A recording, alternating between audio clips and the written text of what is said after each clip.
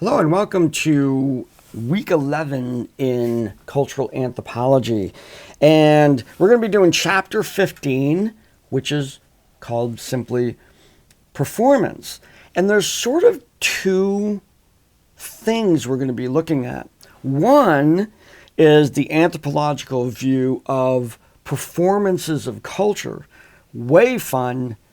Concerts, fairs, plays, demonstrations, all of those things that represent culture, parades. I mean, off the top of my head, all of these things that we look at in terms of the public expressions of culture that teach and bind groups together in that shared cultural identity. Oftentimes, we learn about our own cultures while we're very young, and even as we grow older, through participation and viewing of the different aspects of our culture.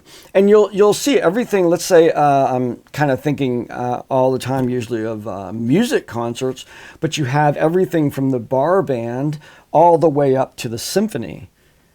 All aspects, all the different styles of music, all of those things, and participating in that, whether you're a musician or an audience member, getting into that. In fact, I'm going to tell you, this last weekend we had my band was performing in two venues, one in Pennsylvania and one in New Jersey.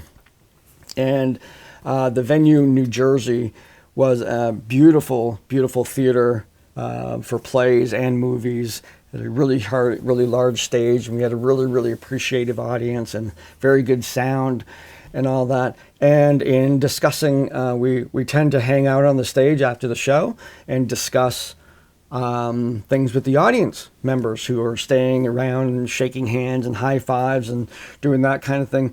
And it was notable at this particular event, people coming up to us and saying that this is the first concert they've come out to see since COVID, and how meaningful that was.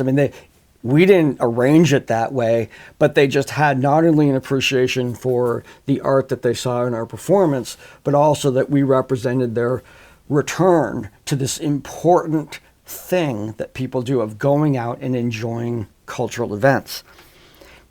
Now, the other half of this whole chapter is, in the world of psychology, I learned it as, I'm going to see if I can get this right here. I haven't said this word in a long time. It's a little tongue twister. Dramatological. Dramatological analysis is the term I used learned about in psychology. And that was viewing a person's behavior as if their world is a stage upon which they have a character and role to play in response to other characters and roles.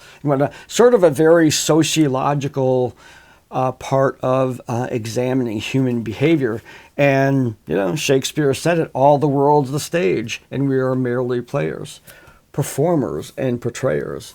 So that kind of sense that we're part of something going on and we are performing our character in the world, and looking about how we do that. How do people do that? How do people demonstrate their, it's sort of, how do they present their personality and who they are and their roles and their functions in the public manner, like our public self. There's all kinds of theories that combine into this particular area.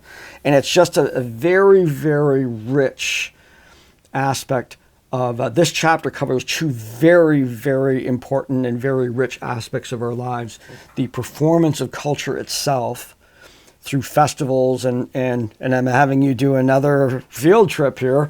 Go out and go see a concert. Go out and go see a play. Go out and go see a dance demonstration, or just go to a dance. And quite literally, I don't want to necessarily encourage you to go to bar bands. Pick something that you've never done before. If there's a symphony playing, or like the high school play is going on, go see that as an expression of culture. You're going to be writing about that. But then also looking at the self and how we present ourselves in society. So the expectations for this week are discussion: recognizing your own performance that you act out in the world. The quiz describe the concept of the presentation of self. This is more definition, but really drawing upon the discussion as well. And then the assignment is to attend a cultural event and view it as an expression of culture.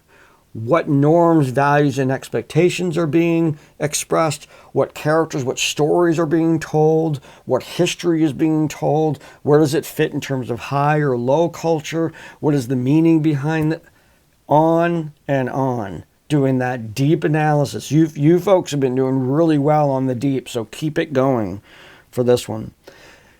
The other reminder, last thing to think about, Chapter 11 assignment, which is the ethnographic experience with a religion, is due this week. That was a delayed due date to give you more time to get that done, but now that's come due. So that has to get handed in.